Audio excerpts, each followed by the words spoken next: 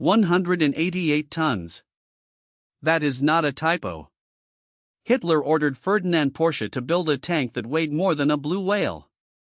It had 2 guns, nearly a foot of armor, and absolutely no chance of ever being useful in a real war. This is the story of Maus. A weapon that changed the face of war. The year is 1944. The world is at war. And someone has just built something terrifying. The Maus was Hitler's ultimate tank. 188 tons. 2 guns. Nearly a foot of armor. It was so heavy it could not cross any bridge in Europe. Only 2 were ever built, and neither saw combat. What comes next will revolutionize warfare forever. Hitler was obsessed with giant weapons. In 1942, he asked Porsche to design the heaviest tank possible. Ferdinand Porsche designed the Panzer VIII Maus. At 188 tons, it was the heaviest tank ever built. The Maus was 10.2 meters long, 3.7 meters wide, and 3.6 meters tall. It made a Tiger look like a toy car. It carried a 128mm main gun and a coaxial 75mm gun. The 128mm could destroy anything that existed or ever would exist during the war. Its armor was 200mm thick on the front. No weapon in any Allied arsenal could penetrate it. But it weighed 188 tons. No bridge in Europe could support it. No trailer could carry it. No ship could transport it. To cross rivers, the Maus was supposed to drive along the bottom, completely submerged. It had a snorkel for the crew. Its top speed was 13 miles per hour on roads and 5 miles per hour off-road. Any fighter bomber in the world could catch it. The Daimler-Benz engine was hilariously underpowered for 188 tons. The tank burned fuel faster than a truck could deliver it. Only 2 prototypes were completed. V1 had a test turret. V2 had the full armament. Neither prototype ever saw combat. As the Soviets advanced in 1945, both were blown up at the testing ground. The Soviets found the wrecks. They assembled one complete Maus from the 2 destroyed prototypes. Today, that assembled Maus sits in the Kubinka Tank Museum near Moscow. It remains the heaviest tank ever built. Albert Speer estimated the resources for one Maus could build 5 Panthers. Germany chose spectacle over strategy. Only 2 Maus prototypes were built.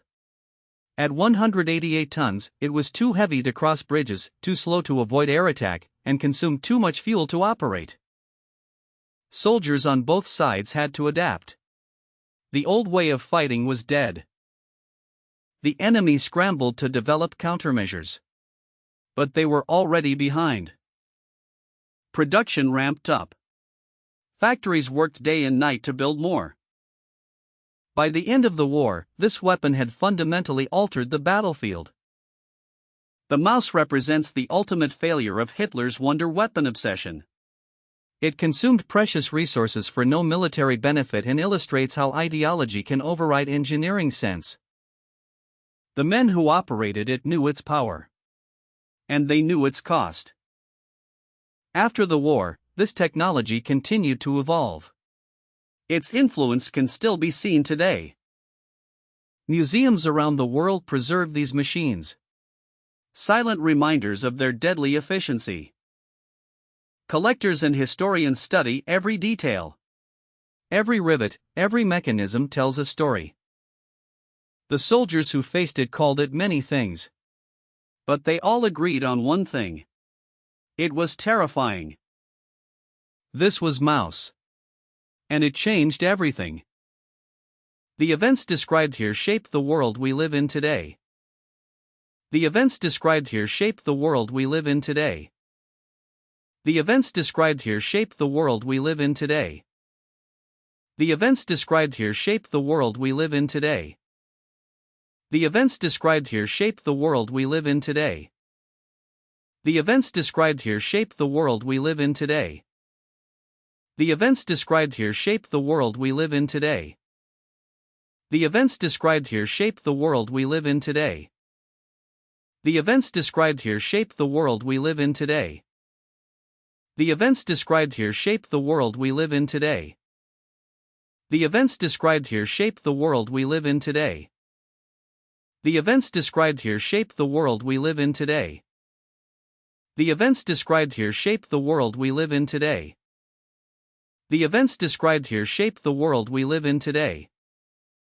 The events described here shape the world we live in today. The events described here shape the world we live in today.